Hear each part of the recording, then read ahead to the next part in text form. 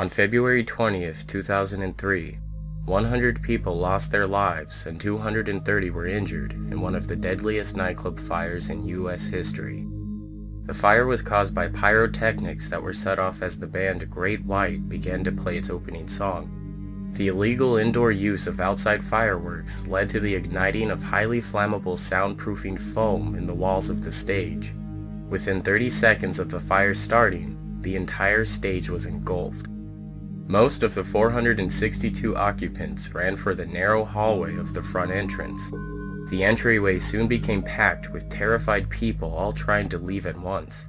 Some were trampled to death as the frightened crowd tried to escape the smoke and flames that were closing in behind them. In the chaos, the front door became a tangled mess of bodies as dozens of people piled on top of each other in a frenzied attempt to flee.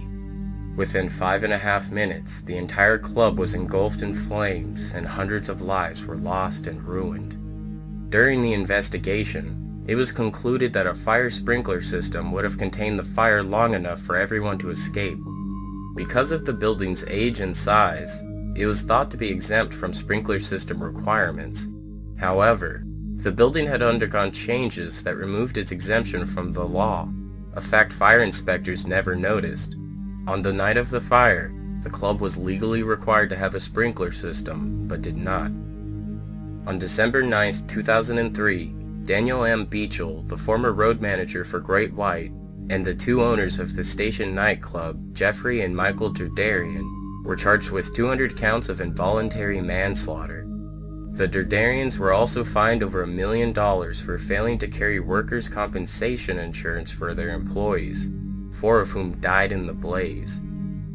On February 7, 2006, Michael Beachel went against his lawyer's advice and pled guilty to 100 counts of involuntary manslaughter.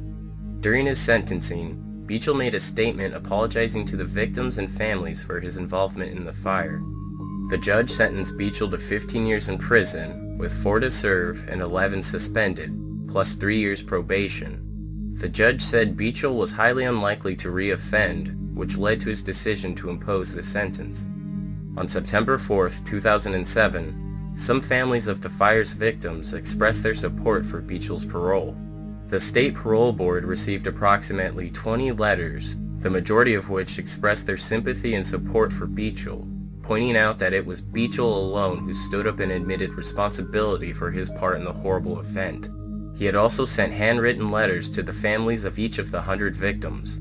Beachel was released from prison on March 19, 2008. Following Beachel's trial, the station owners Michael and Jeffrey Derderian were scheduled to receive separate trials.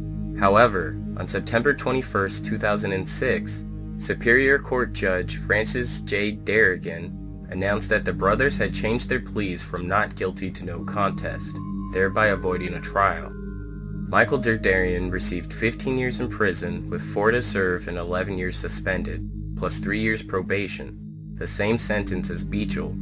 Jeffrey Derderian received a 10-year suspended sentence, 3 years probation, and 500 hours of community service. In January 2008, the parole board decided to grant Michael Derderian an early release. He was scheduled to be released from prison in September 2009, but was granted his release in June 2009 for good behavior.